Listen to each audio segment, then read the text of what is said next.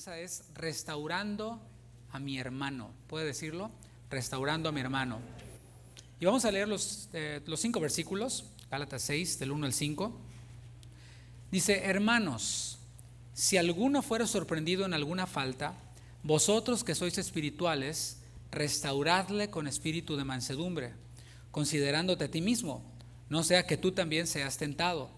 Sobrellevad unos las cargas de los otros y cumplid así la ley de Cristo, porque el que se cree ser algo, no siendo nada, a sí mismo se engaña.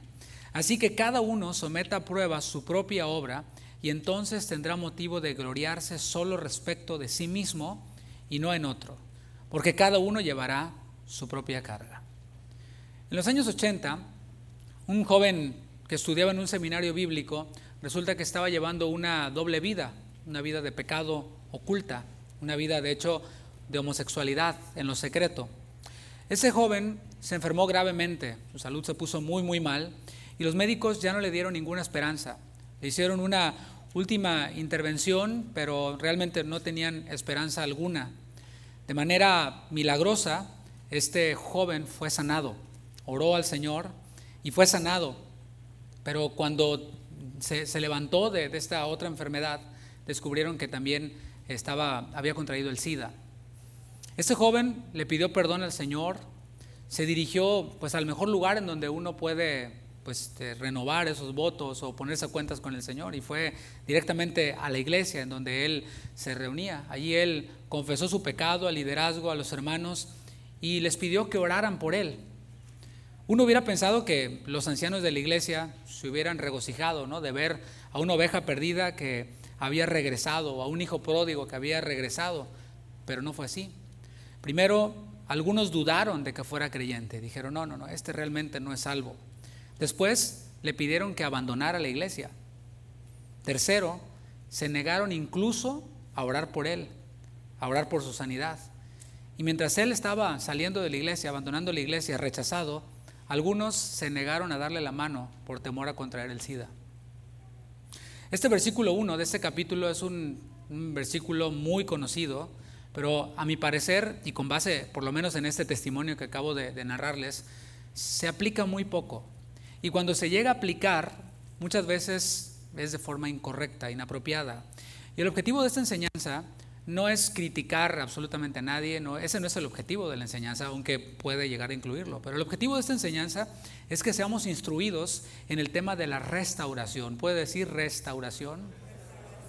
Vamos a definir lo que es la restauración y vamos a aprender, según el texto y según la epístola a los Gálatas y toda la escritura, quiénes pueden ser restaurados. Definiremos qué es la restauración, quiénes pueden ser restaurados, de qué pueden ser restaurados y quiénes deben restaurar, incluso cómo o con qué actitud deben de restaurar los que restauran. Y todo esto, como lo dije, a la luz del contexto de Gálatas. Y para eso voy a tratar de hacer un breve repaso, simplemente recordando algunos principios. Ya estamos al final de esta carta y tuvimos un break, por eso vale la pena el retomar algunos principios de esta carta para no leerlo de forma aislada o interpretarlo de forma aislada.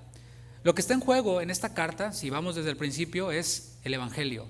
El apóstol Pablo, después del saludo, se va directo y dice: estoy maravillado de que tan pronto os hayáis apartado del Evangelio para oír, para seguir otro evangelio, un evangelio diferente, un evangelio extraño, un evangelio que no es evangelio en realidad. Esta supuesta buena noticia que ellos habían escuchado, que ellos habían recibido, consistía en que ellos podían satisfacer o agradar a los hombres y al mismo tiempo agradar a Dios. ¿Cómo? Bueno, por medio de obras, y estos eran los rituales judíos.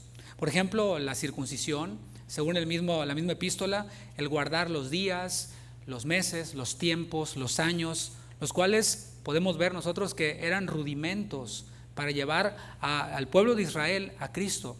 Eran rudimentos que apuntaban hacia Cristo, pero estos creyentes del mundo gentil, o sea, no judíos, estaban siendo deslumbrados, estaban siendo maravillados por personas que venían del mundo judío y pues tratando de imponer todas estas prácticas para santificarse. Recuerda que los destinatarios son creyentes que ya eran salvos. Ellos ya habían recibido a Cristo, ellos ya habían recibido al Espíritu Santo, no por guardar la ley. En su inicio empezaron por el Espíritu, no empezaron por las obras. Empezaron oyendo con fe a lo que Cristo hizo y creyendo en lo que Cristo hizo, arrepintiéndose de sus pecados. Esta distorsión del evangelio que ellos estaban abrazando ahora dejaba a Cristo fuera de la ecuación. ¿Te imaginas? Cristianismo sin Cristo. Suena ilógico, ¿no? Sin embargo, hay sectores de la cristiandad que pues simplemente no consideran a Cristo. Se han vuelto a las fábulas, se han vuelto a la superación personal, se han vuelto a todo este tipo de cosas que son como de autoayuda, dejando fuera a Cristo. Y se hace Cristo a un lado para decir tú eres el campeón, para decir tú puedes, solo pacta con Dios, etcétera, ¿no? Ellos estaban dejando a Cristo fuera de la ecuación en lo que tiene que ver con la santificación del creyente. La santificación es efectuada por Cristo. Esto lo podemos ver en la Escritura. Es decir, somos santificados dependiendo de Cristo. Ellos estaban siendo tratados o tentados, a santificarse con sus propios medios. Y esto es en la carne. Jesús mismo en Juan 6:63 dijo que la carne para nada aprovecha. Y ese nada es nada. O sea, para santificarte, la carne no te aprovecha para nada. Es decir, lo que procede de la misma naturaleza humana no aprovecha para nada. Y Pablo desarrolló esta idea listando el potencial. Ok, ¿quieres agradar a Dios en tu carne? Vamos a ver cómo es tu carne. Y Pablo desarrolló todo lo que vimos en el capítulo 5, con las obras de la carne. ¿Con eso quieres agradar a Dios? Era lo que les estaba diciendo. Es absurdo tratar de agradar a Dios con nuestra carne. El contraste que nos presentó Pablo fue el fruto del Espíritu, y de hecho ya vimos toda una serie aquí punto por punto del fruto del Espíritu, y eso les enseñó el apóstol Pablo. Este fruto fluye libremente cuando nosotros estamos permaneciendo en Cristo. Este fruto, repito, fluye de manera natural cuando nosotros permanecemos a Cristo. El Salmo 1, ¿te acuerdas? ¿Lo has escuchado? ¿Lo has leído? Bienaventurado el varón que anduvo o que no anduvo en consejo de malos, ni en silla de escarnecedores se ha sentado, sino que en la ley de Jehová está su delicia y en ella medita de día y de noche. Dice, será como árbol plantado junto a corrientes de agua. Esas corrientes de agua están allí fluyendo, están disponibles.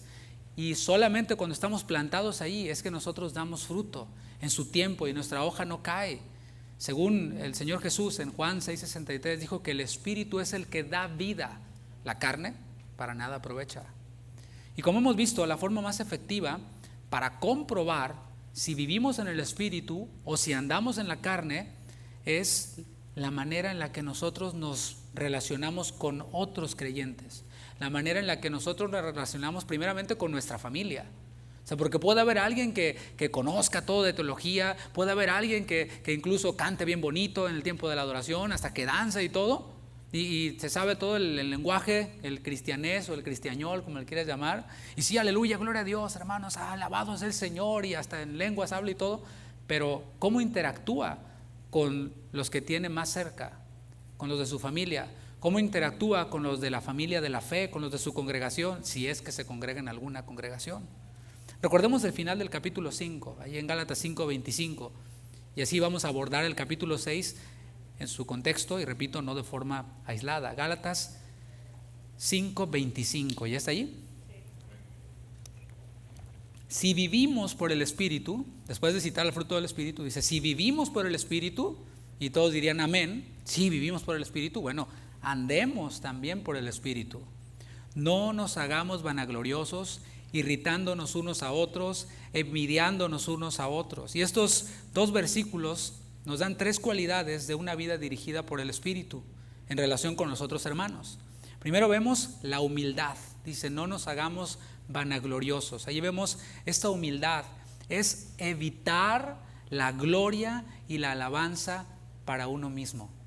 Y es esa foto de aquí estoy haciendo mi buena obra. Aquí estoy, yo oro quién sabe cuántas horas al día, y yo he levantado quién sabe cuántas iglesias, y yo he predicado quién sabe cuántos. Ok, gloria a ti. Aleluya, un aplauso para ti. Gloria a tu nombre, ¿no? Bueno, aquí podemos ver el evitar esto, es evitar la alabanza para uno mismo. Escribió Jeremías en Jeremías 9:23, no se alabe el sabio en su sabiduría, ni el valiente en su valentía, ni el rico en su riqueza. No, esto lo vemos claramente en la palabra, ¿no? Vemos también otra cualidad de una vida dirigida por el Espíritu, y es la conciliación. Porque dice ahí, después de no nos hagamos vanagloriosos, dice irritándonos unos a otros, y esto nos habla de conciliación, o sea, lo opuesto. es evitar la agitación, es evitar el conflicto de forma innecesaria. Si se te olvidó o si se le olvidaron a tu esposa las llaves y ya va por ellas y ya vas de regreso por ellas, ¿qué necesidad hay de que hagas un problema de eso, un big deal, y que vayas todo el camino dándole como cuchillito de palo, ¿no? Ya te estás regresando. Y eso también aplica entre la familia de la fe. Hay creyentes quienes lo único que buscan al estar en medio de otros creyentes es el conflicto, es la controversia, es el tú dices esto pero yo digo lo otro, y es tratar de demostrar que su punto es el correcto. Pero Pablo dijo en 1 Corintios 11:16, con todo eso, si alguno quiere ser contencioso, o sea, de esos que les gusta andar haciendo problemas, nosotros no tenemos tal costumbre, ni las iglesias de Dios. Una iglesia de Dios ve a alguien que llega así, que desarmoniza en el cuerpo, y simplemente, como decimos en mi parte de donde yo soy de México, lo tira al león, o sea, lo ignoran. Sí, ahí viene el contencioso, ¿no? Y ya saben, le sacan la vuelta, ¿no? Porque las iglesias de Dios no son así, contenciosas. Vemos también, después de irritándonos unos a otros, envidiándonos unos a otros. Y lo opuesto, o sea, una vida dirigida por el Espíritu, es aquella que tiene gozo por el bienestar del otro. O sea, ve que al otro le va bien y se goza. Evita la envidia. Y cuando otro prospera o le va bien en cualquier área, se goza. Ahora, con estas tres cualidades nada más, ¿te imaginas lo que sería congregarte en una iglesia en donde todos los creyentes viven así, viven en el Espíritu? ¿Te imaginas? Sería maravilloso, y esa es la meta. Esa es mi meta también como pastor, como miembro también de esta iglesia. Es nuestra meta como iglesia local, y espero que sea también tu propia meta para ti mismo. Y con este contexto vamos a entrar al tema de la restauración. Notemos la primera palabra ahí del versículo 1, capítulo 6. Dice hermanos, si nos detenemos ahí. Esto nos comunica, esta palabra de hermanos nos comunica muchas cosas. Nos comunica la idea de compañerismo, de unidad, es decir, todo esto que vamos a hablar o que vamos a desarrollar más adelante funciona en la esfera comunitaria. Habla de hijos de un mismo padre, ¿no? Hermanos son hermanos de sangre, hijos de un mismo padre. Y según la misma epístola a los Gálatas, en donde no hay divisiones sociales, culturales, generacionales, no, ni étnicas ni culturales, no hay diferencias, somos uno en Cristo, dijo Pablo también. Esta unidad de la cual nosotros estamos hablando de hermanos, desde esta palabra hermanos, es una unidad real. No solamente sí, allá está mi hermano, pero nunca lo veo. No, es una unidad real, es una unidad práctica. Es decir, según el Salmo 133, mirad cuán bueno y cuán delicioso es, ¿qué? Habitar. ¿De qué te habla eso? De estar bajo el mismo techo, de estar hierro con hierro, hombro con hombro, habitar los hermanos juntos en armonía. Entonces esta unidad es práctica, es habitar juntos. La restauración, mis hermanos, no se puede aplicar con alguien quien está aislado del cuerpo, con alguien quien ha abandonado la familia de la fe, con alguien quien no está, pues. O sea, ¿cómo restauras al que no está? Yo no puedo restaurar una silla vacía, ¿verdad que no? Es imposible, usted tampoco, por más ungido que esté. Y esto tiene que ver con ser parte de una iglesia local, sí, de la iglesia universal, por supuesto, pero de una iglesia local, porque la iglesia universal se manifiesta en iglesias locales. Vivir por el Espíritu es andar por el Espíritu. Esa palabra andar es la palabra griega peripateo, de perímetro, lo que rodea algo, el estilo de vida de alguien. Entonces, andar por el Espíritu es tener actividades y tomar decisiones que tienen que ver con la palabra de Dios. Y esa decisión y esa actividad que tiene que ver con la palabra de Dios, una de ellas es el congregarnos, es el habitar los hermanos juntos en armonía. Y como dije, si alguien decide dejar de atender a la iglesia local, es una señal de su decadencia espiritual, porque sí se entiende el concepto. Andar en el Espíritu es tener que mis actividades y mi agenda tengan que ver con lo que dice la palabra. La palabra dice, no dejando de congregarse como algunos tienen por costumbre. Y si yo decido, una cosa es, se me atoró algo, tuve un contratiempo, etcétera, y otra cosa es yo decidir, no voy a ir a la iglesia, ya no voy a ir a la iglesia, ya no es parte de mi agenda. Esa actividad es reemplazable por cualquier otra cosa. No voy a dar ejemplos, porque hay cientos de ejemplos. El eliminar esa actividad de mi agenda es una señal, o estoy mal, de decadencia espiritual. Y también es una muestra de orgullo, y vamos a aprender por qué. El texto en Gálatas 6:1 confirma una posibilidad, y es la posibilidad, sigamos leyendo, hermanos, si alguno fuere sorprendido en alguna falta. Nos da esta confirmación de la posibilidad de que alguno de los hermanos que está hablando sea sorprendido en alguna falta. Y esto ya derriba la idea de la iglesia perfecta. Ay, voy a ir a la iglesia, ahí voy a casa de oración, porque allí, wow, todos han de ser bien santos. No, pues no. Nada más lejos de la realidad. Podemos ser sorprendidos en alguna falta, podemos caer en alguna falta. El pecado puede derribarnos de alguna manera, la tentación puede ganarnos en algún punto de nuestra vida. Y recalco, se está refiriendo a los creyentes, y ninguno estamos excluidos de esta posibilidad de caer en alguna falta. Esta palabra sorprender que vemos ahí, si alguno fuere sorprendido, esta palabra sorprender es la palabra prolambano y significa anticipar. Pro es antes, lambano es tomar. Esto incluye a alguien quien por el descuido se ha deslizado, utilizando el lenguaje bíblico. Por el descuido se desliza e incurre en alguna falta. También incluye a aquel quien premeditadamente incurrió en pecado, porque lo vamos a ver a la luz de la Escritura. Alguien quien premeditó su pecado, no es que se deslizó, lo premeditó y pecó, y después se arrepiente. ¿Qué hay que hacer? Restaurarle también. O sea, nadie está excluido de esto. Puede ser también que a alguien se le descubrió en el pecado, o que el mismo hermano lo confesó. Cualquiera de estos escenarios, de estas posibilidades y las que se añadan, están incluidas aquí. Ahora, esta palabra falta que vemos es la palabra paráptoma, y primariamente es dar un paso en falso. ¿Te ha pasado? Ya te empezaste a reír, ¿verdad? Dar un paso en falso y caer significa también caída, significa error. Étnicamente denota una transgresión, o sea, para los judíos es una transgresión, una desviación de la rectitud y de la verdad. O sea, abarca un montón de cosas, y vamos a interpretarlo a la luz del contexto, qué cosas puede abarcar, lo veremos más adelante. En el capítulo anterior tenemos una lista de obras de la carne, las cuales son, en el capítulo 5, versículo 20, adulterio. Esta es la falta, o sea, esta es la lista de faltas de las que está hablando el apóstol Pablo. Estamos un capítulo adelante. Adulterio, fornicación, inmundicia, lascivia, idolatría, hechicerías, enemistades, pleitos, celos, iras, contiendas, disensiones, herejías, envidias, homicidios, borracheras, orgías y lo que se le parezca. Esta lista de cosas, mis hermanos, no está aparte de un creyente. O sea, ningún genuino creyente puede decir de esa agua no he de beber, porque la advertencia es para creyentes. Cualquier creyente puede caer en alguna de estas cosas. Según la Biblia, en la primera epístola del apóstol Juan, los hijitos de Dios, o sea, los hermanos, los hijitos de Dios, todavía somos propensos a pecar. Dice primera de Juan 2:1, hijitos míos, estas cosas os escribo para que no pequéis. O sea, no es la voluntad de Dios. Y si alguno hubiere pecado, ahí está, la posibilidad nuevamente, abogado tenemos para con el Padre, a Jesucristo el justo. Es decir, los hijitos de Dios, los hermanos, no deseamos pecar. No lo ponemos en nuestra agenda, ¿verdad? Aunque pudiera llegar a pasar, pero no es nuestro deseo pecar.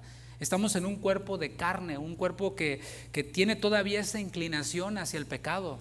A lo mejor en la lista tú dijiste, no, adulterio yo nunca, pero ¿qué tal las contiendas? Está en la misma lista, ¿no? O hay niveles, o sea, hay niveles de consecuencias, pero mis hermanos, está allí. No deseamos pecar, pero este cuerpo que tenemos se inclina al pecado y eventualmente podemos caer en pecado. ¿Cuándo? Cuando no estamos aferrados a Cristo, cuando nos descuidamos. Ya de forma implícita, todos los creyentes estamos en un proceso de restauración, todos los creyentes. Sin embargo, aquí se refiere a la restauración por una caída. La buena noticia es que, como leímos ahí en primera de Juan 2:1, la buena noticia es que el Señor todavía restaura a aquel quien ha caído en pecado. En cualquiera de estos y cosas semejantes, el Señor todavía restaura.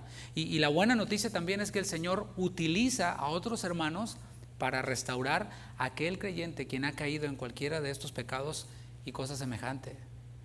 Y recalco algo muy importante, esto únicamente se da en la colectividad, lo que estamos leyendo.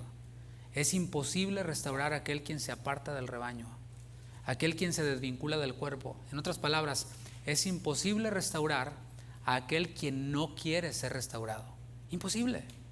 Tienes la pierna rota y si no vas al hospital, pues ¿cómo?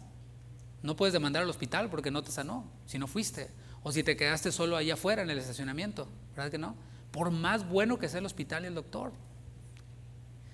Hay un refrán que oí por allí que dice así: si no sabes, te enseño. Si no puedes, te ayudo.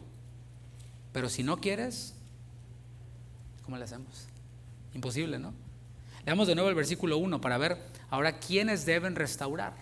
Gálatas 6:1 nuevamente: hermanos, si alguno fuera sorprendido en alguna falta, vosotros que sois espirituales. Entonces se trata de otros hermanos, los cuales, según el texto, son espirituales. Es decir, los que viven en el Espíritu, los que manifiestan el fruto del Espíritu. Y eso implica, al referirse Pablo a hermanos espirituales, implica también, interpretándolo a la luz de otras cartas, como la primera carta de Corintios, como la epístola a los Hebreos, que hay hermanos que son carnales, que hay hermanos que son niños fluctuantes, que hay hermanos pues que no son espirituales.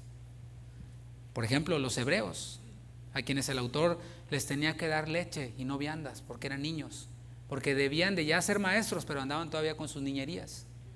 O sea, tenían el conocimiento, pero su andar, su vida, era pura niñería.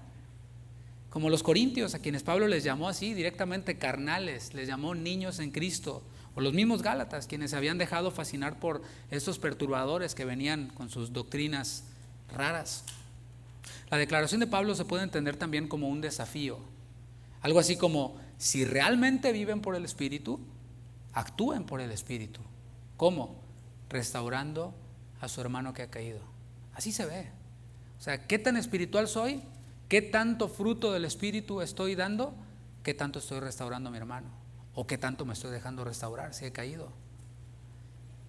Solo aquellos entonces quienes estaban siendo guiados por el Espíritu, produciendo el fruto del Espíritu, estarían habilitados para restaurar al hermano que había caído. El contexto anterior y el contexto posterior lo afirman así. Notemos que el trabajo no es de una sola persona, ¿te fijas? Vosotros, o sea, está hablando en plural, vosotros que sois espirituales, no es de una sola persona. Y eso no sabe qué alivio le trae al pastor, a los pastores, a los líderes. Esto, mis hermanos, se trata de una familia. Todos somos parte de una familia. Todos nosotros, los hijos de Dios, quienes somos guiados por el Espíritu de Dios, somos también llamados a restaurar al hermano que ha caído. Ahora, ¿qué viene a nuestra mente cuando escuchamos la palabra restauración, que hemos estado repitiendo constantemente? ¿No se te viene a la mente la idea de reparar algo? O sea, restaurar, reparar, arreglar. Y ahora, cuando hablamos de reparar algo, quiere decir que ese algo está dañado, ¿verdad? O sea, que ese algo se descompuso. Tratamos de entender mejor lo que significa restaurar. Mira, es la palabra griega catartizo, con K. Kata significa abajo, intensivo, y significa también ajustar. Significa remendar, ¿sí? Ahora ya no se da tanto, pero en nuestros países, ¿a poco no te hacías un hoyo en el pantalón y tu mamá o tu abuelita te remendaban el hoyo y le ponían un parche allí, ¿verdad? En otra tela, pero se veía padre, ¿no? Después se puso de moda los pantalones con parches. Remendar es también completar. O sea, nos habla de algo que todavía le falta, que está en el proceso. Y esta palabra catartizo nos habla de completar algo, nos habla de equipar algo, de preparar algo. Hay un montón de implicaciones. Es perfeccionar también. O sea, algo que ya está listo, pero que se le puede poner todavía más improvements. Es esta palabra catartizo la idea que nos comunica. Y se espera que la restauración sea efectuada por hermanos espirituales. Esto lo hemos visto hasta ahora. Y cuando hablamos de hermanos espirituales restaurando a otros, pues entendemos que va a ser en el Espíritu, o sea, con el fruto del Espíritu. En la segunda parte del versículo 1 destaca de hecho una de las cualidades del fruto del Espíritu. Dice: hermanos, si alguno fuera sorprendido en alguna falta, vosotros que sois espirituales, restauradle con espíritu de mansedumbre. Esa palabra espíritu está con E minúscula y nos habla de una actitud. Se trata de una actitud, ¿cómo? Una actitud mansa. Vimos ya en la serie y vimos también en esta misma serie qué es lo que tiene que ver con mansedumbre. Te lo recuerdo, es la palabra prautes y es una disposición mansa. No es un animal que no tiene fuerza, no, es un animal que tiene mucha fuerza pero que está domada, que está bajo control. Es un animal fuerte pero dócil, pero tranquilo. Este término está relacionado también con la palabra humildad, la palabra prautes.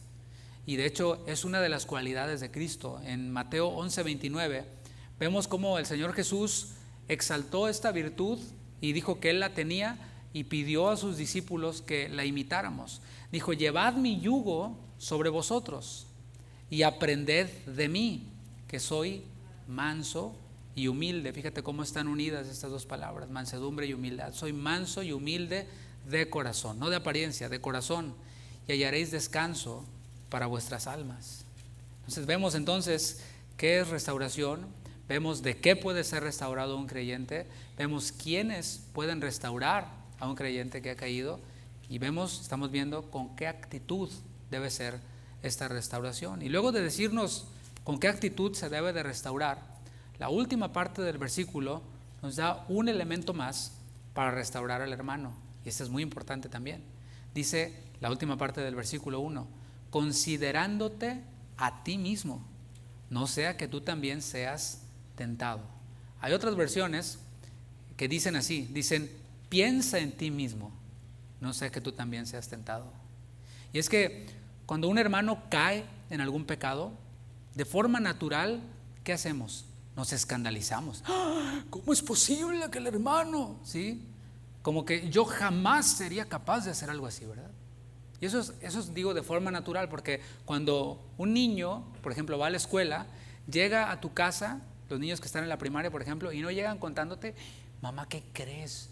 Un niño en la escuela le pegó al otro niño, o un niño en la escuela le contestó a la maestra. O sea, escandalizado el niño, como a la vez tratando de decirle a su mamá: yo sí soy buen niño, mami. Claro, el otro es bien mala onda, pero yo soy bueno. Así que deberías de darle gracias a Dios por tener un niño como yo. O sea, es algo natural. Pero ocurre también en nosotros los creyentes. El hermano cayó en pecado, qué barbaridad.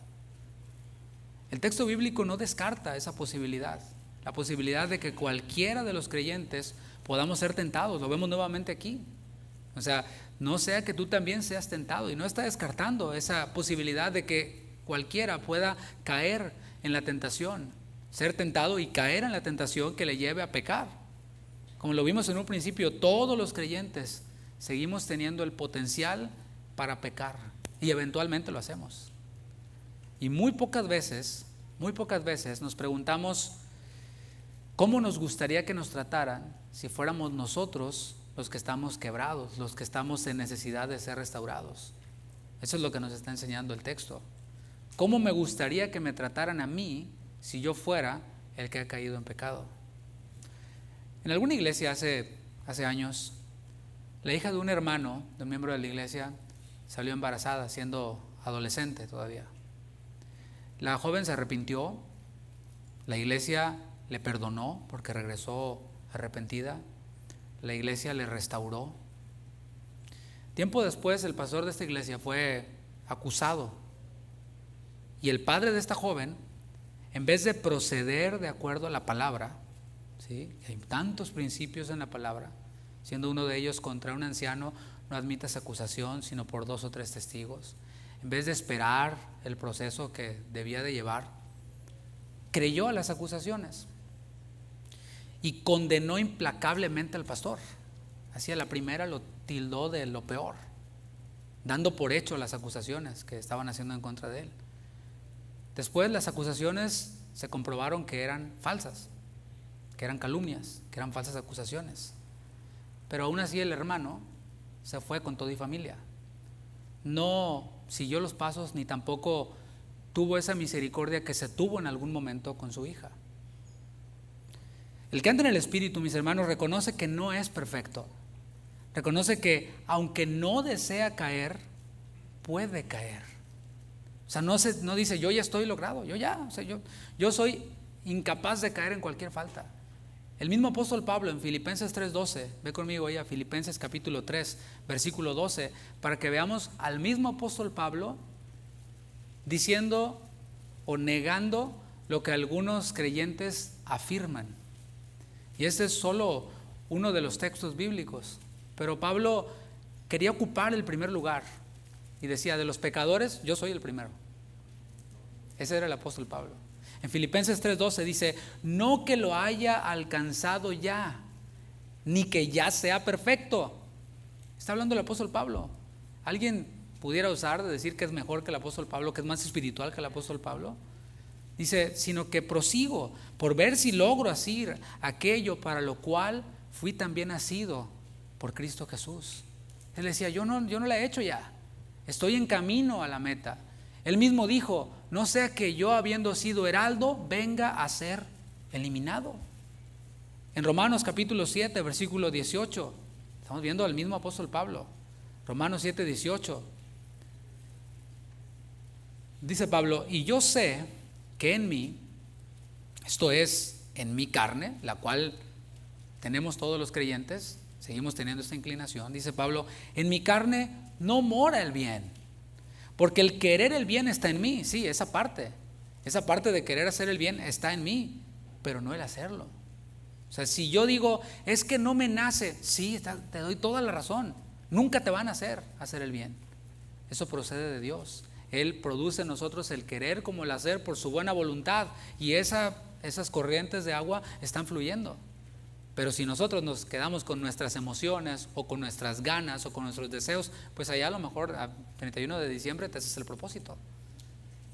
Porque no hago el bien que quiero, versículo 19, sino el mal que no quiero, eso hago.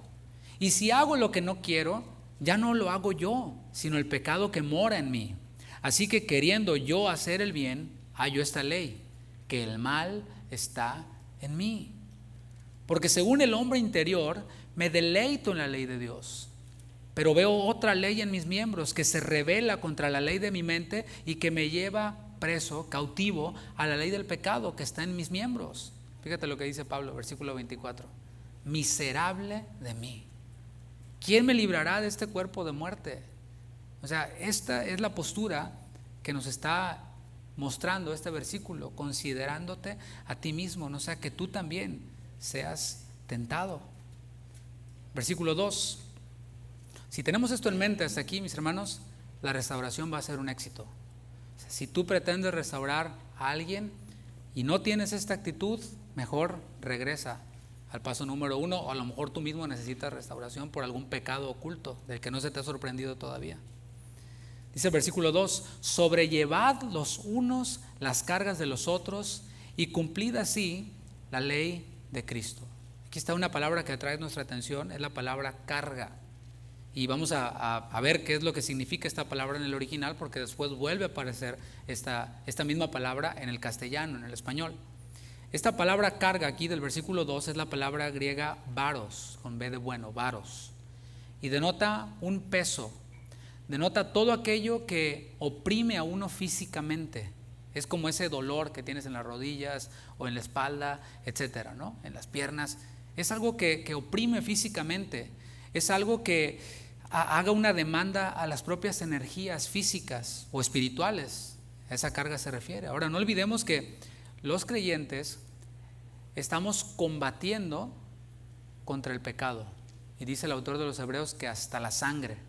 O sea, nuestra vida de creyentes no es una vida de diversión y de todo bonito, un picnic. No, es una batalla contra el pecado, según Hebreos 12:4. Y dice, todavía no hemos resistido hasta la sangre combatiendo contra el pecado. Y en esta batalla necesitamos de nuestros hermanos, necesitamos de un ejército, de otros soldados, de hermanos espirituales que nos ayuden con esas cosas que nos son difíciles de vencer. Y también para ayudarnos cuando alguna de esas cosas nos haya vencido o nos vaya venciendo. La humildad, mis hermanos, es esencial, como hemos visto, para el que restaura, pero también la humildad es necesaria para el restaurado. Por eso dije en un principio que aquel quien se desvincula del cuerpo, aquel quien estando caído empieza a decaer todavía más y no acepta ayuda de nadie, mencioné hace un momento que era una muestra de decadencia espiritual, pero también de orgullo. Y es que se requiere humildad para el restaurado. El restaurado debe de dejarse restaurar. Hay personas que no tienen problema en reconocer que tienen una carga, que tienen un peso, pero dicen yo puedo solo, nadie me ayuda. Son esos que le dices, ¿cómo estás, hermano? Bien, por los siglos de los siglos, amén. Para allá. Pero se equivocan, mis hermanos. Para eso está la iglesia, en donde unos a otros nos ayudamos. Y hay otro extremo, están los que reconocen que tienen su carga, pero no quieren que nadie les ayude, dicen yo puedo solo. Hay otro extremo, está aquellas personas quienes quieren que vayan a domicilio, ¿verdad? Como Uber Eats, hasta su casa, todos los días a tocarles la puerta a ver si les da la gana abrir, ¿sí? Y que les carguen su carga. Y cuando las cosas no salen bien, ¿quién tiene la culpa? La iglesia, el pastor, los hermanos, esa iglesia es pura hipócrita, etcétera, ¿no? Sin embargo, si observamos bien, dice los unos de los otros. O sea, el que tiene una carga debe de estar dispuesto, fíjate esto, porque a lo mejor te despierta si estabas dormido. El que tiene una carga, el que lleva su propia carga, debe de estar dispuesto a ayudar a otro con su carga. No es, pues yo tengo mi carga y nadie me ayuda. Los unos de los otros. ¿Tú a quién estás ayudando? ¿Ahí encerrado en tu casa? Pues no creo que a alguien estés ayudando. Como podemos ver, esto, mis hermanos, nos saca del egoísmo, nos saca del orgullo, nos saca de esta idea de voy a la iglesia voy a ver qué está mal por aquí, voy a que me satisfagan mis gustos, mis preferencias. Nos saca de esa idea y nos mete al trabajo de restaurar a otros y de dejarnos restaurar si es necesario. Sobrellevad los unos las cargas de los otros y cumplid así la ley de Cristo. Los Gálatas estaban siendo tentados a guardar la ley ceremonial, para que pudieran, según ellos, ser más santos. Pero aquí Pablo menciona otra ley, y es la ley de Cristo. Si ustedes están queriendo cumplir la ley ceremonial, guardando los días, los meses, los años, la circuncisión, pero él les dice, miren, el Señor Jesús resumió la ley. Y eso está en Mateo 22:36. Cuando alguien se le acercó a Jesús y le dijo, Maestro, ¿cuál es el gran mandamiento de la ley? Jesús le respondió, amarás al Señor tu Dios con todo tu corazón y con toda tu alma y con toda tu mente. No hay parte de nosotros que no ame al Señor, que no deba amar al Señor. Todo está involucrado. Ese es el primero y grande mandamiento. Y el segundo es semejante. Amarás a tu prójimo como a ti mismo. De esos dos mandamientos depende toda la ley y los profetas. De esa ley de Cristo nos está hablando el apóstol Pablo aquí. Dice, cuando ustedes sobrellevan la carga los unos de los otros, están cumpliendo eso que el Señor Jesús dijo, amar a tu prójimo como a ti mismo. El mismo Señor Jesús, hablando de mandamientos, en Juan 13:34, les dijo a sus discípulos, un nuevo mandamiento os doy. ¿Cuál es este mandamiento? Que se amen unos a otros como yo os he amado. Fíjate cómo tanto en la ley de Cristo de Mateo 22 como aquí en Juan 13, no nos deja el Señor, ama a tu hermano como a ti se te ocurra. Ama a tu hermano si son buena onda. Ama a tu hermano si te complacen en todo lo que tú quieres. Ama a tu hermano, no. Es como te amas a ti mismo, así ama a tu hermano. Y luego Jesús dice, como yo te he amado, así ama tú a tu hermano. ¿Qué tal? Tremendo, ¿no? Este mandamiento nuevo, en el cual se resume toda la ley, es definido por Pablo en los Gálatas, ahí en Gálatas 6:2, el que estamos viendo, sobrellevando las cargas los unos de los otros. Y esto nuevamente nos saca de la idea de voy a la iglesia nomás para ser un espectador. Mira, si esa es tu idea de iglesia, hay un montón de opciones aquí en Houston. Y con iglesias enormes en donde pues te vas a perder y entre la multitud. Si es lo que buscas, mira, hasta la luz está apagada, nadie te ve. Como el cine, ¿no? Entras, ritual, ya cumplí con mis rudimentos y ya está. Nadie se mete conmigo, no me meto con nadie. todo bien, según tú. Pero como podemos ver, choca con la enseñanza bíblica. Versículo 3, Gálatas 6:3. Porque el que se cree ser algo, no siendo nada, a sí mismo se engaña. Este versículo cobra todo el sentido cuando nosotros ya revisamos todo lo que hemos visto. Así como hay algo en nosotros que nos hace escandalizarnos y rasgar nuestras vestiduras, ¿sí? Me enfarisea esto, ¿sí? Por el pecado de otros, y nos lleva a pensar cosas como yo nunca haría algo así. También hay algo en nosotros que nos hace sentirnos más espirituales cuando un hermano peca. Es decir, está el hermano que cayó en pecado, y si yo me mido con ese hermano, no, pues yo resulto bien santito. Yo, hasta bien ungido, Señor. ¿Qué onda conmigo? Te pasaste conmigo, Señor. Hay fariseos modernos que incluso se dedican a publicar las caídas de otros hermanos. Cae un hermano y ya en 5, 4, 3, 2 ya tienen el video listo, ¿sí? Para denunciar la caída de tal o cual hermano, sobre todo pastores. Se puede notar que el deseo de estos personajes que hacen videos y contenido en redes sociales, en YouTube, en Facebook, que es el que paga más, porque Facebook, los que monetizan, reciben más dinero de Facebook. Entonces, estos personajes quienes suben su contenido a Facebook sobre todo, se nota que su deseo no es restaurar, ¿verdad que no? No es restaurar al que ha caído, sino demostrar que ellos son algo, y que quienes lo ven y rasgan sus vestiduras en unánime con el otro, nosotros sí somos los de la sana doctrina, es que nosotros no decretamos, es que nosotros sí. Por este versículo podemos entender, mis hermanos, lo leo nuevamente, porque el que se cree ser algo, no siendo nada, a sí mismo se engaña. ¿Qué podemos entender por este versículo? Yo quisiera decirte otra cosa, pero Pablo decía, miserable de mí, ¿quién me librará de este cuerpo de muerte? Y ahora nos dice Pablo, ¿no? Creo que está aferrado a demostrarnos que pues no somos lo que creemos ser. Nos está diciendo que no somos nada.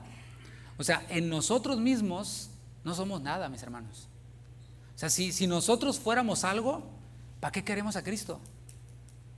Por eso necesitamos a Cristo. Creer que somos algo solo porque no hemos sido sorprendidos en alguna falta es, según el texto, engañarnos a nosotros mismos. ¿Cómo salimos del engaño? Pues salimos del engaño cuando no levantamos polvo exhibiendo el pecado de otros para que no se vea el nuestro. Salimos del engaño cuando reconocemos que no somos nada, o bueno, voy a ser generoso, Juan 15, ¿sí? Que somos pámpanos necesitados de estar pegados a la vid que es Cristo. Jesús dijo, separados de mí, nada podéis hacer. Aquí nos dice, no somos nada separados de Cristo. Hemos de estar pegados a la vid que es Cristo para dar fruto. Si no estamos pegados a Cristo, todo lo que hagamos es madera, heno, hojarasca, que se va a quemar cuando el Señor ponga su mirada de fuego sobre esas cosas. Se va a quemar. Pero estaba bien bonita mi madera, pues sí, pero se va a quemar. Estaba así de grande mi madera, se va a quemar. Cuando reconocemos que necesitamos de otros, ¿te fijas? Allí nos orilla la palabra. ¿Cuál campeón? ¿Cuál victorioso? ¿Cuál empoderada? ¿Cuál? Cálmese, nos dice el Señor, ¿no? Necesitamos de otros. Ahora, esos otros puede que no tengan títulos universitarios, puede que sean como los apóstoles, gente sin letras y del vulgo. Pero mis hermanos, esa parte no tiene nada que ver con lo espiritual. O sea, la parte académica, pues hay un montón de gente con 20,000 doctorados, pero que son unos ateos de primera.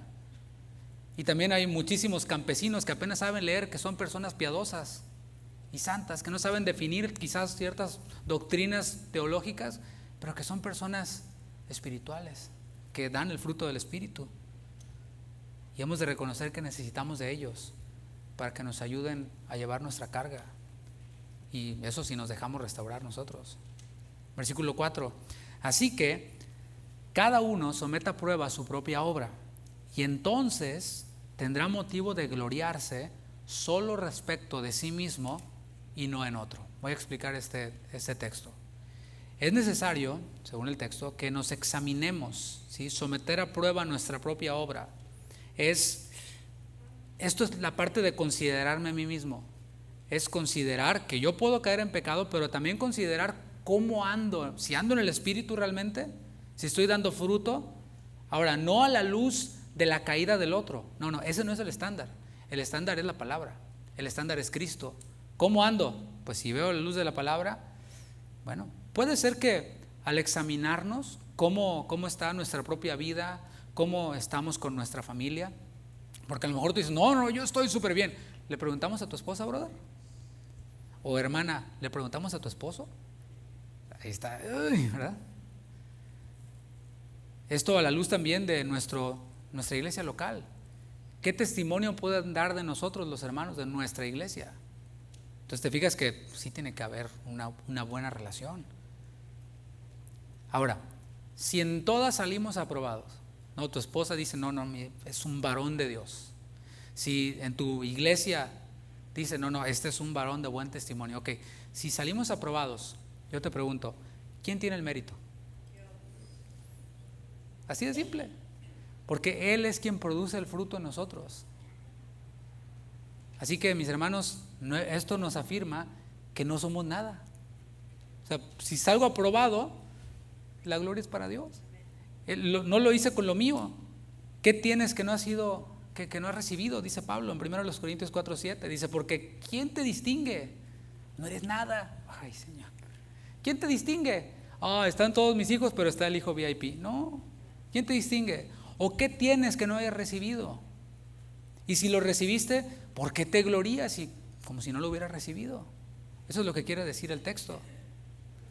Así que examinemos nuestras vidas. Si vemos un avance espiritual, si vemos, ¿sabes qué? Del 2021, en esta fecha, ahora 2022, en esta fecha, he avanzado en mi vida espiritual. O sea, ya no lucho con lo que luchaba en el 2021, he ido venciendo ese pecado, esa tentación, ya eso no es tentación para mí. ¿No te regocijas por eso? ¿Glorificamos a Dios? Claro, decimos gracias, Señor, porque ya no batallo con lo que batallaba el año pasado.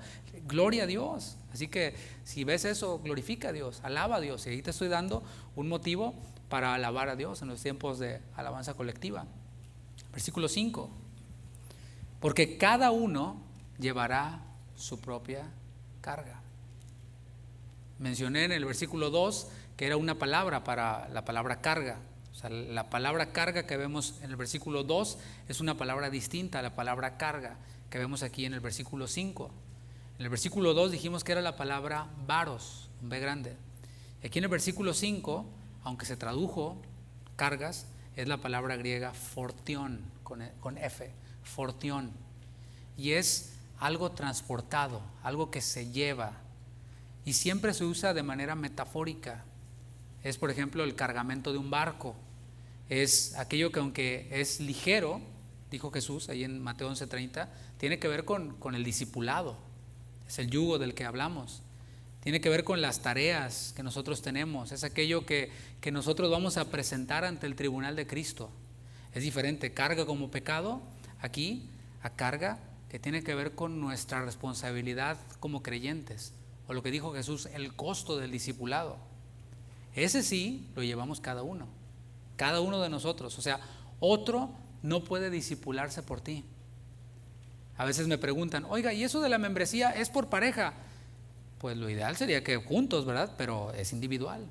O sea, no es de 2 por 1, es individual. Otro no puede discipularse por nosotros. No, pues ay, mi vieja se conecta por mí, ¿verdad? O ay, mi viejo se conecta por mí. Pues bueno, va a ser de bendición para él. Pero si tú estás haciendo otra cosa, pues no va a ser para ti. Es algo individual. ¿Por qué digo esto? Porque la palabra lo dice en Mateo 16:27.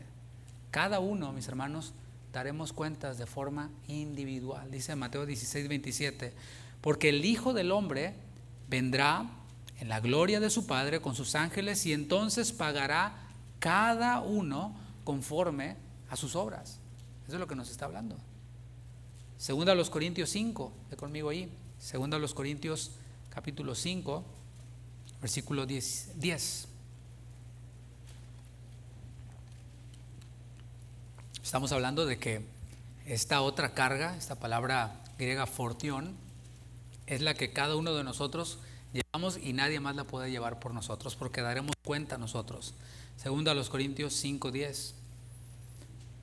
Porque es necesario que todos nosotros comparezcamos ante el tribunal de Cristo, para que cada uno reciba según lo que haya hecho mientras estaba en el cuerpo, sea bueno o sea malo.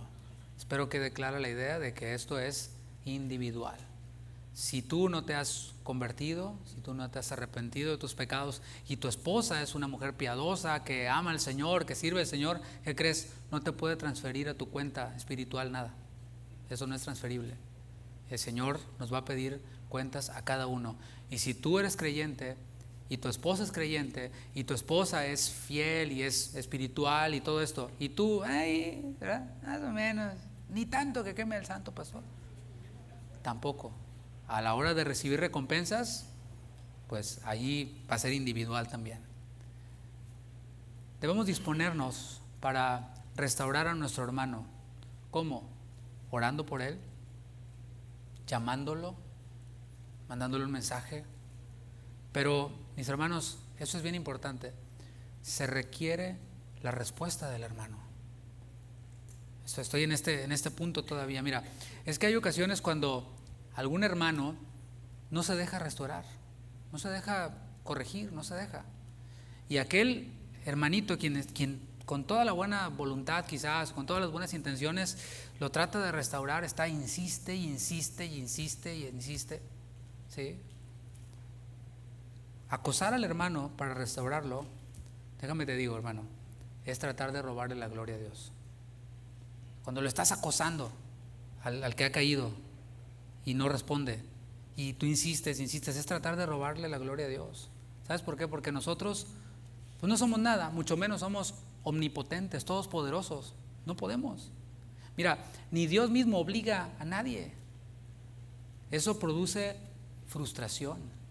Si nosotros tratamos de hacer esto, aparte de que estamos tratando de robarle la gloria a Dios, produce en nosotros frustración, apaga nuestra paz, nos roba el gozo, y Dios no desea eso. Esta serie se llama Gálatas, Libertad en Cristo. Y un creyente que está acosando al hermano y que está frustrado porque es que no quiere responder mis llamadas y no quiere contestar mis mensajes y está todo estresado ahí, se te fue la paz, estás esclavizado a eso. Saber que al final cada uno daremos cuentas trae libertad. ¿Para qué? Para continuar adelante. Hay otros hermanos que sí quieren ser restaurados. Hay otros hermanos que ni siquiera les tengo que llamar yo o escribir, me llaman. Es más, ahorita estoy predicando y me estaba llegando un mensaje ahorita. O sea, no puedo detenerme con el que no quiere. Le voy a dar cuentas a Dios del tiempo que Él me dio. Pues si te la pasaste ahí acosa y acosa al hermano y había como otros 20 que te estaban llamando y tú no tenías tiempo porque estabas aferrado en tratar de llevarte la victoria. Yo lo convencí, yo lo restauré. Según el texto, mis hermanos, vamos a dar cuentas. ¿De qué? De si llevamos nuestra propia carga, o sea, nuestras responsabilidades, de si nos dispusimos para ayudar al otro con su carga, o sea, lo que tiene que ver con pecado y con obras de la carne, pero también el hermano, el otro, va a dar cuentas si se dejó restaurar, va a estar delante de Dios y ahí no van a valer esas excusas baratas que a veces ponemos. Es que allí no hay amor, es que me pasó esto y nadie me llamó. ¿Qué carga estabas llevando tú? ¿La de quién? ¿Sí? No van a valer esas excusas.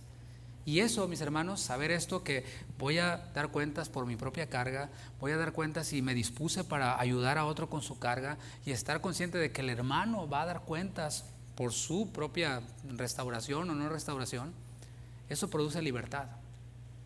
Fíjate cómo escribió Pablo en Hechos capítulo 20. En Hechos capítulo 20, el apóstol Pablo está en Mileto, en el área de Éfeso, y iba de pasadita. No todos los hermanos de las iglesias de Éfeso llegaron a despedirlo porque él iba a tomar un barco, y llegaron solamente los ancianos, en su mayoría, ancianos, pastores, obispos, etcétera. Y Pablo les dio como si fuera un congreso para pastores, ¿no? Una conferencia para pastores. Y entre los tantos principios que les enseñó el apóstol Pablo, él les dijo algo, ahí en Hechos 20:26. Estoy limpio de la sangre de todos. O sea, cuando tú ya hiciste tu parte de orar por él, de llamarlo, de incluso insistirle, ¿por qué no? Cuando tú hiciste esa parte, puedes decir así como Pablo, estoy limpio de la sangre de todos. ¿Sí se percibe la libertad que tenía Pablo? Estoy limpio de la sangre de ustedes, porque no he rehuido enseñarles todo el consejo de Dios. O sea, yo he hecho mi parte, yo he llevado mis responsabilidades, yo he estado dispuesto para llevar las cargas de los otros. Estoy limpio de la sangre de todos. Eso es vivir en libertad. Eso es la libertad que produce el Señor. Para concluir, mis hermanos, vivir por el Espíritu es habitar en armonía con nuestros hermanos. Eso es vivir en el Espíritu. Habitando en armonía con nuestros hermanos, puede ser que alguno caiga, o que yo mismo. Vivir en el Espíritu es reconocer esa vulnerabilidad, es orar como el Señor Jesús nos enseñó a orar. No nos dejes caer en tentación. ¿Por qué? Porque al orar yo eso, estoy reconociendo que puedo caer en tentación, estoy reconociendo mi vulnerabilidad.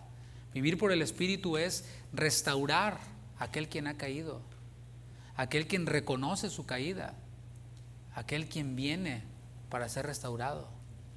Y esta enseñanza puede ser, y estoy seguro que es medicina preventiva para nosotros, porque eso ocurre entre creyentes. Alguno puede caer en algún pecado y que encuentre en nosotros, en esta iglesia local, no la actitud del ejemplo que puse al principio, no la actitud del hermano que fue implacable ante una acusación falsa, sino la actitud que nos muestra la palabra, una actitud humilde, una actitud mansa, una actitud dispuesta a restaurar al hermano, al que no puede, al que se abre y reconoce y dice, hermano, ¿sabes qué? Yo no puedo con esto. Es necesario hacer eso, mis hermanos. Eso nos ayuda o nos guía a salir del anonimato. Qué difícil es salir del anonimato. Hay personas que entran y salen, o cuando están no hablan nada, porque no quieren exponer lo que realmente hay, porque no quieren que salga, quieren que se mantenga una imagen así perfecta de ellos. Sin embargo, la palabra nos orilla a estar en esta armonía, a estar en esta comunión y decir y ponernos el reflector. Eso es el deseo de ser pastoreado, es decir, pastor o hermanos, obviamente los espirituales, no el hermano que tiene problema con el chisme, sino con hermanos espirituales, es decir, hermano, pastor, yo batallo con esto, ayúdame, no quiero caer en esto. Y mientras a más personas les digas tú cuál es esa carga que tienes, más personas van a estar en tu cuidado. Es rendir cuentas, eso es rendir cuentas. Accountability se dice en inglés para los que speak English, ¿verdad? Es rendir cuentas. Esta es mi lucha. No te voy a tratar de enseñar mi mejor cara y que yo soy lo máximo y que yo hice y fui. No. Esta es mi carga. Ayúdame, por favor. Y también llevar la carga del otro. Es restaurar con mansedumbre. Así como el Espíritu Santo, el Consolador, nos consuela, nos restaura, nos anima. Es reconocer que no soy nada, eso es vivir por el Espíritu. Reconocer que yo no soy nada, que lo que soy es por la gracia de Dios. Pablo decía, sí, he trabajado más que los grandes apóstoles, pero no yo, sino la gracia de Dios en mí, o sea, no yo. Eso es vivir por el Espíritu y eso es ayudar a nuestros hermanos con aquello con lo que batallan, sin quitar los ojos de mi propio trabajo, de mi propia obra. ¿Estamos dispuestos a aceptar ese desafío? Invito a que se ponga de pie, vamos a orar. Señor, muchas gracias. Gracias porque en tu palabra tú nos enseñas, Padre. Nos dices cómo no debemos andar. Pero no nos dejas ahí flotando, sino que nos dices cómo debemos de andar. Y este andar implica para nosotros rodearnos de actividades y de personas que contribuyan con nuestra santificación. De personas imperfectas que así como nosotros mismos son vulnerables a caer, son vulnerables a pecar, a tropezar, ya sea de manera premeditada, ya sea por descuido o por cualquier causa. Pero Señor, quiero mantenerme así, contrito, humillado, para poder así restaurar a aquel quien caiga, para que la unidad en la iglesia sea algo que le caracteriza, así como le caracterizaba en tiempos antiguos, cuando la gente decía: miren cómo se aman. Que así pueda ser. No queremos ser parte de esa estadística de creyentes que cuando un soldado está herido, un creyente está herido, en vez de levantarlo le dan el tiro de gracia. Señor, que pueda percibirse en nuestra congregación de forma genuina que se recibe al que viene quebrado, que se recibe al que viene descompuesto, que se recibe al que viene quebrantado.